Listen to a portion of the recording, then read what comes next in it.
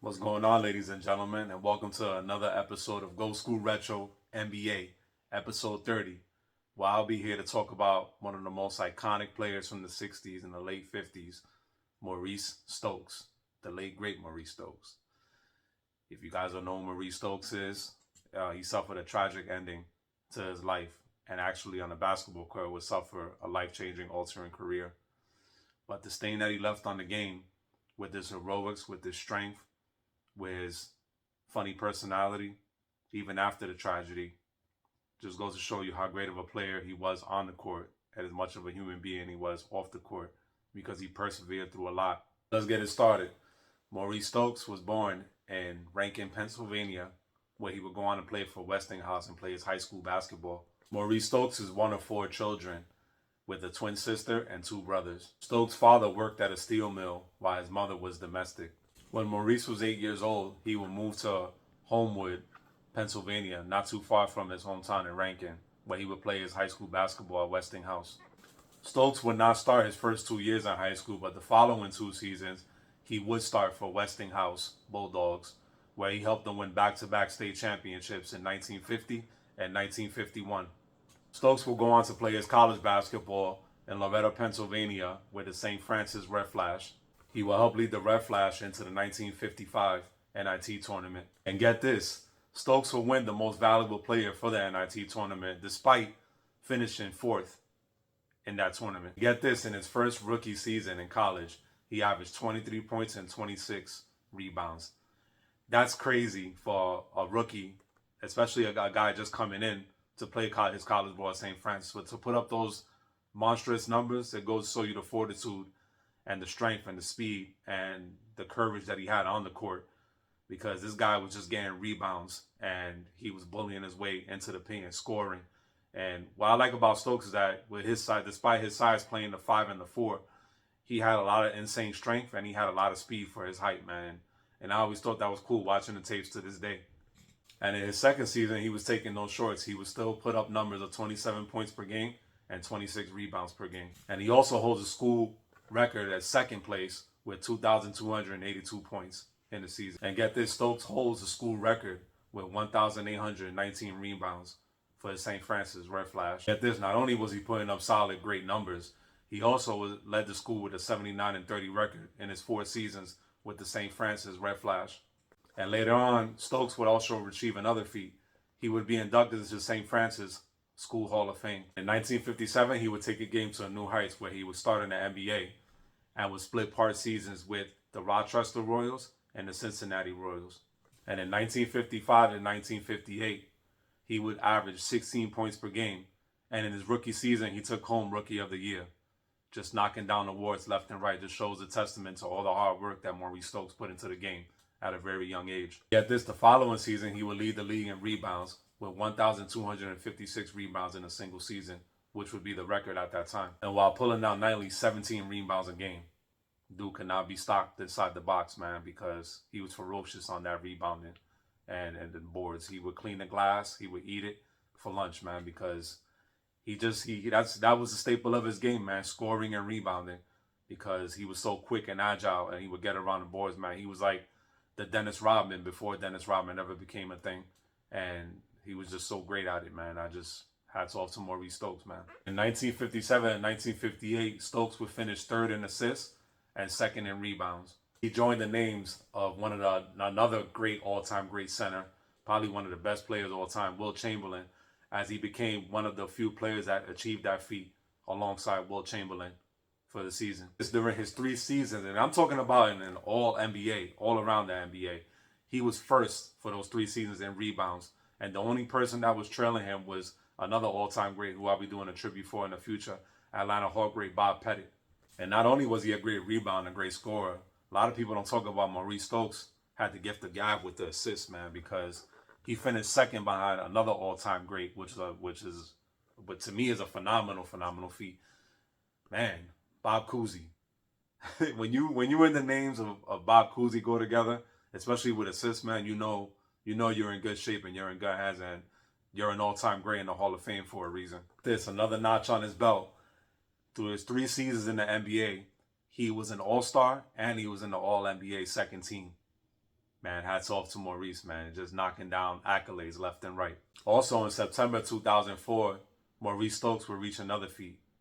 He would become enshrined in the Naismith Hall of Fame. He's another great company, and I'm talking about all-time great company. He's actually one of 8 players to have 4 consecutive triple-doubles. Insane, bro. Insane. Hats off to Maurice Stokes, man. It just goes to show you how much of a great player he was, man. And I just wish I would have seen him play the game a lot more longer, because I think he probably would have been maybe a top 10 all-time great if he didn't suffer the injury that I'll get into.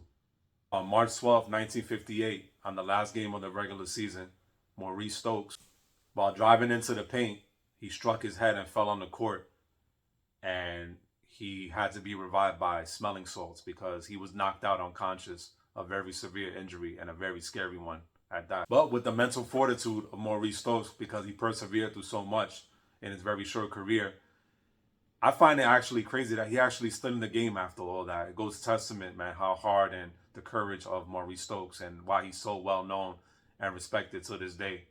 Get this, he was able to score 12 points and 15 rebounds 3 days later in an opening round match against the Detroit Pistons in the playoffs.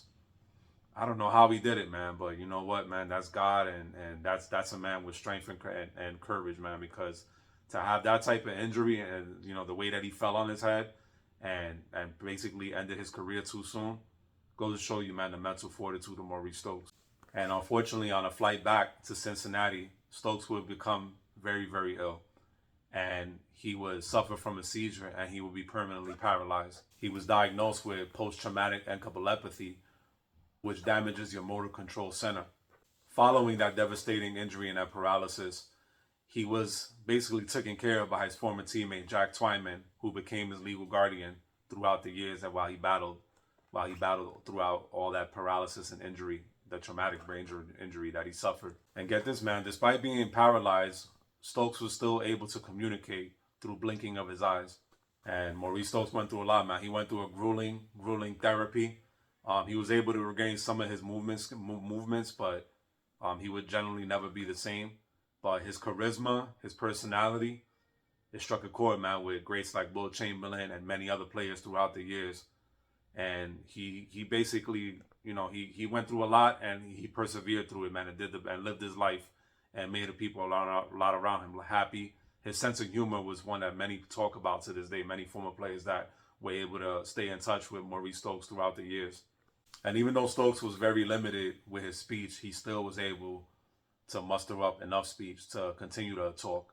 And it goes to show you, man, that the courage and the strength that he had, not only off the court, but suffering through this paralysis, man, he was able to regain a lot of his strength, man, even though he was never himself again.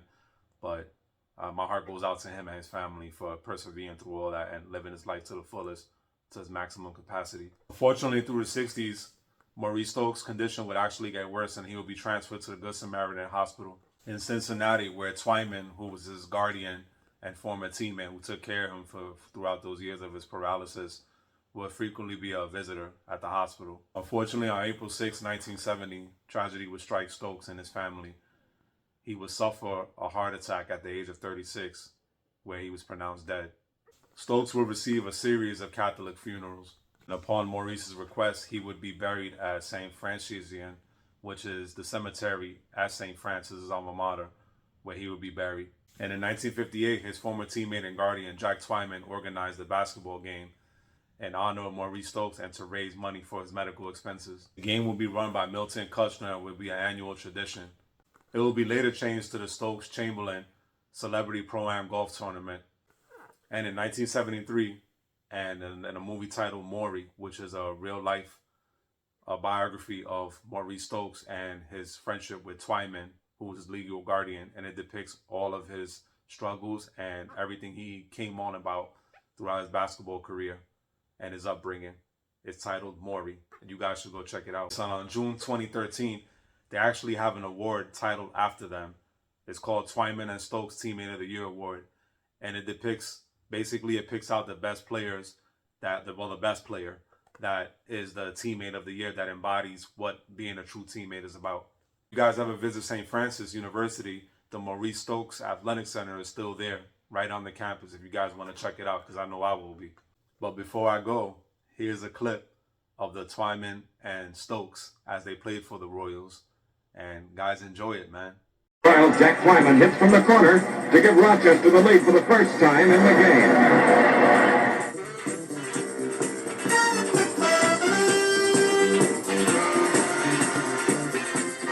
We were having difficulty in Rochester, and there was a fellow by the name of Dave Piontek and myself. Dave was from Xavier University here in Cincinnati, and of course I was from the University of Cincinnati. And we kept saying that there's a natural rivalry with Fort Wayne, and that you should try one game in Cincinnati and take it to Cincinnati. Well, he did. We played at the Cincinnati Gardens. We were on radio and television, and we were sold out at the Gardens. The paper made a big thing out of it, and the Harrison brothers just said, wow, this is, I mean, the Gardens would seat 12,500 people, and to be sold out, I mean, we were averaging like 1,500 in Rochester, and they said it didn't take a Rhodes Scholar to figure out that the economics of moving to Cincinnati was certainly attractive, and so they did. And I think we did well. I think basically the first year here, which was 58, we did well. We were supported. And I think the Harrison brothers just were homesick for Rochester.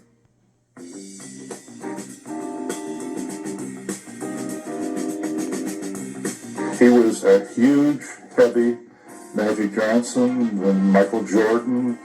Maurice had the unique ability to play everywhere.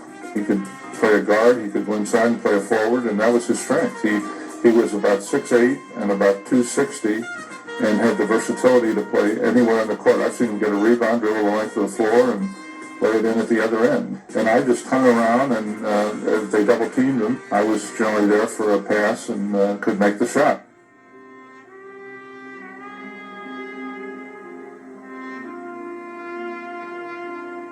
The date that Maurice took sick was March 15th. We were to begin in those years, the initial playoff was best 2 out of 3.